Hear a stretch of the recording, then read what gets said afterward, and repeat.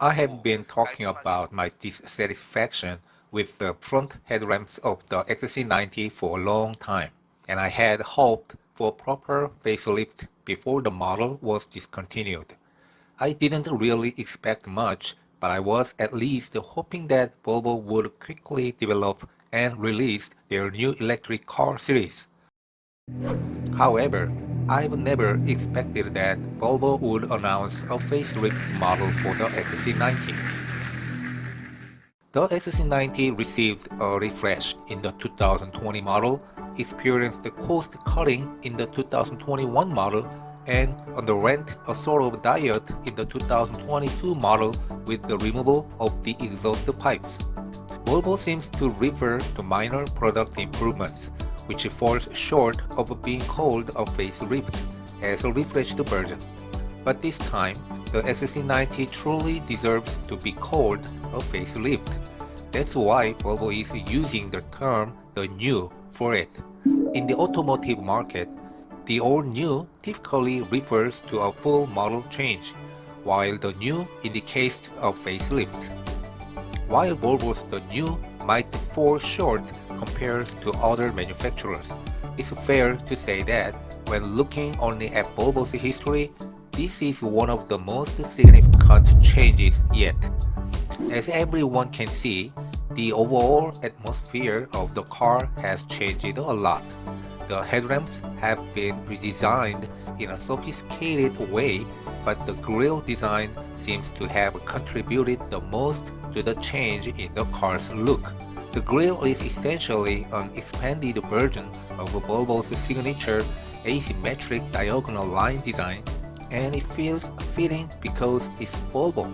The bumper has also changed, and new wheel designs have been added. There are a few noticeable changes on the sides and rear of the car. Inside, the dashboard design has changed as the center display has gotten larger and the front of the center console has been redesigned. It seems like they took inspiration from the S and V90 rather than the XC90 for the design of the new XC90 interior. While the larger monitor is nice, it feels somewhat awkward and lacks a nature cohesion, as if an aftermarket screen has been added. They probably couldn't afford to redesign the entire dashboard, so they went with a simple solution. The operating system is optimized for this model, although it's the same format as the one used in the EX series. There are already many reviews of the XC90 on YouTube as the embargo has been lifted, and I've gone through most of them, focusing on the interface reviews. These buttons here, by the way, are still for real. You can really press them.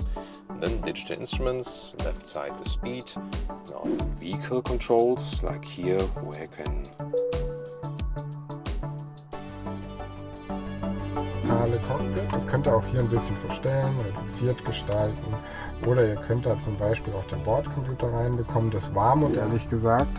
Könnt ja, die 360-Grad-Kamera euch dann hier noch zum Beispiel anmachen oder nach hinten. Das war wichtig, dass Federung beim Aussteigen einem das Auto.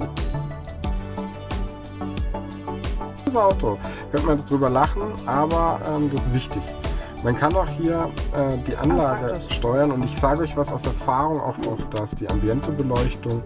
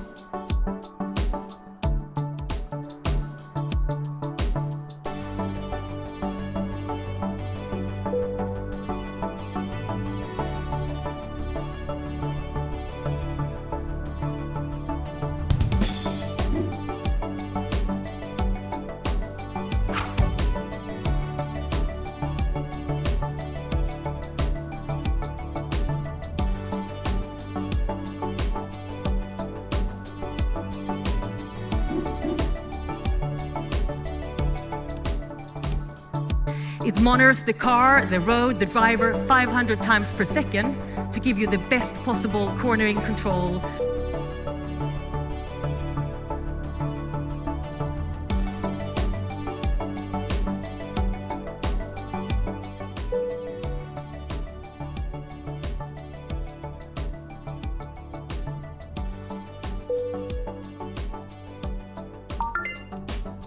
The most exciting news, however, is that this new format of the Android OS will be rolled out gradually via OTA updates to existing models in 2025. Oh yeah! Existing Volvo owners might need some time to get used to the new UI, but after getting tired of the old system, this update will be welcomed by many.